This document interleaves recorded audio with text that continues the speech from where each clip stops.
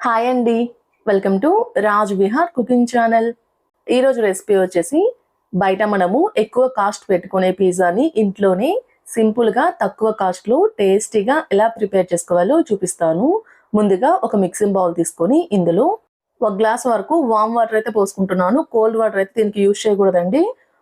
కొంచెం గోరువెచ్చగా ఉన్న వాటర్ మాత్రమే యూజ్ చేయాలి. ఇలా పోసుకున్న తర్వాత ఇందులో ఒక 2 టేబుల్ స్పూన్ వరకు ఈస్ట్ అయితే వేసుకుంటున్నాను. ఇలా వేసుకొని మొత్తాన్ని కలిసే విధంగా ఒకసారి కలుపుకోవాలి. ఇలా కలుపుకున్న తర్వాత ఇప్పుడు ఇందులో 1 table spoon salt, 1 table spoon sugar అయితే వేసుకుంటున్నాను. ఇందులోని ఒక 2 టేబుల్ స్పూన్ వరకు ఆయిల్ కూడా వేసుకుంటున్నాను. ఇలా వేసుకొని మనం వేసుకున్న షుగర్, సాల్ట్, ఆయిల్ అనేది కలిసే విధంగా కలుపుకోవాలి. ఇలా కలుపుకున్న తర్వాత ఇప్పుడు ఇందులో 2 కప్పుల వరకు మైదా అయితే వేసుకుంటున్నాను.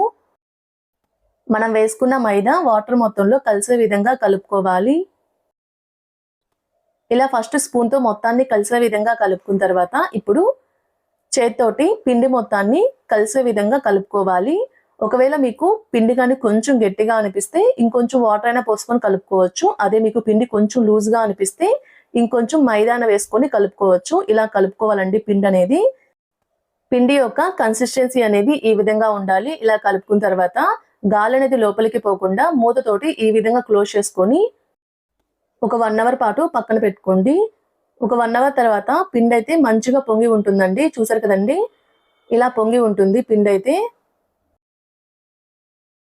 ఇలా రెడీ చేసుకున్న పిండిని చేతితోటి ఒకసారి మొత్తాన్ని కలిసే విధంగా కలుపుకోవాలి. ఇలా కలుపుకొని ఈ పిండి మొత్తాన్ని తీసుకొని ఇలా చేతితోటి కొంచెం గట్టిగా రబ్ చేస్తూ పిండి మొత్తాన్ని ఒక 2-3 నిమిషాల పాటు కలుపుకోవాలి. ఇలా కలిపేటప్పుడు పిండి చేతికి అతుక్కుంటుంది అనుకుంటే కొంచెం పొడి పిండినైనా చల్లుకొని పిండి మొత్తాన్ని కలుపుకోవాలి. ఇలా కలుపుకున్న తర్వాత దీన్ని అయితే నేను 3 భాగాలుగా డివైడ్ చేసుకున్నాను. ఇలా చేసుకొని పిజ్జా కోసం పిండిని ఇలా బాల్లా రెడీ చేసుకోవాలి. ఇలా చేసుకొని కొంచెం పొడి పిండిని అప్లై చేసుకుంటూ పిజ్జా బేస్ అయితే రెడీ చేసుకోవాలి. ఇలా చపాతీ కర్రతోటి ఈ విధంగా రోల్ చేసుకుంటున్నాను. పిజ్జా బేస్ అనేది మరీ లావుగా ఉండకూడదు, అలాగని మరీ పల్చగా ఉండకూడదు, మీడియంగా ఉండాలండి. చూసారు కదండి, ఈ విధంగా ఉండాలి. నా దగ్గర అయితే పిజ్జా చేసుకునే ప్లేట్ అయితే లేదండి, అందుకని ఇలా ఒక అల్యూమినియం ప్లేట్లో అయితే పిజ్జాని అయితే పెట్టుకుంటున్నాను. ఇలా పిజ్జా పెట్టుకొని మధ్యలో అయితే ఫోర్క్ తోటి ఈ విధంగా ఘాట్లు అయితే పెట్టుకుంటున్నాను. ఇలా పెట్టుకున్న తర్వాత ఇప్పుడు పిజ్జా సాస్ అయితే వేసుకుంటున్నాను. ఒక 2 టేబుల్ స్పూన్ వరకు పిజ్జా సాస్ అయితే వేసుకోవాలి. ఇలా వేసుకొని మనం వేసుకున్న పిజ్జా సాస్ అనేది పిజ్జా బేస్ మొత్తానికి ఈ విధంగా స్ప్రెడ్ చేసుకోవాలి. ఇలా పిజ్జా సాస్ అనేది పిజ్జా మొత్తానికి మంచిగా స్ప్రెడ్ చేసుకోవాలి. ఇలా చేసుకున్న తర్వాత ఇప్పుడు దీనిపైన అయితే నేను చీజ్ అయితే వేసుకుంటున్నాను. పిజ్జా పైన చీజ్ అనేది కొంచెం ఎక్కువగానే వేసుకోవాలి. అప్పుడే పిజ్జా అనేది టేస్టీగా ఉంటుంది. ఇలా పిజ్జా మొత్తానికి చీజ్ అనేది వేసుకున్న తర్వాత ఇప్పుడు దీనిపైన అయితే నేను కొన్ని స్వీట్ కార్న్ అయితే వేసుకుంటున్నాను. ఇవి పచ్చివేనండి.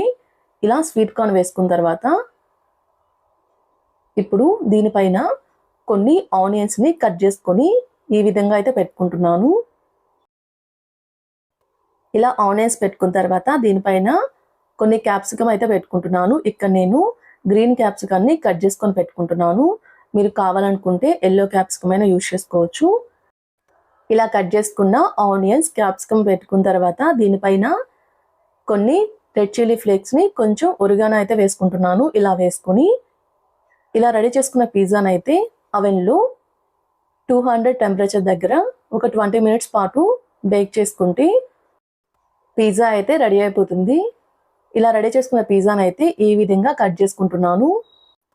ఇలా పిజ్జాని కట్ చేసుకొని ఒక సర్వింగ్ ప్లేట్లోకి సర్వ్ చేసుకుంటే ఎంతో టేస్టీగా ఉండే హోమ్ మేడ్ టేస్టీ పిజ్జా అయితే రెడీ అయిపోతుంది. తక్కువ ఖర్చులో ఇంట్లోనే హెల్తీగా పిజ్జాని అయితే ఇలా ప్రిపేర్ చేసుకోండి. టేస్ట్ అయితే చాలా బాగుంటుంది. మనం బయట కొనే పిజ్జా కంటే కూడా చాలా టేస్టీగా ఉంటుంది.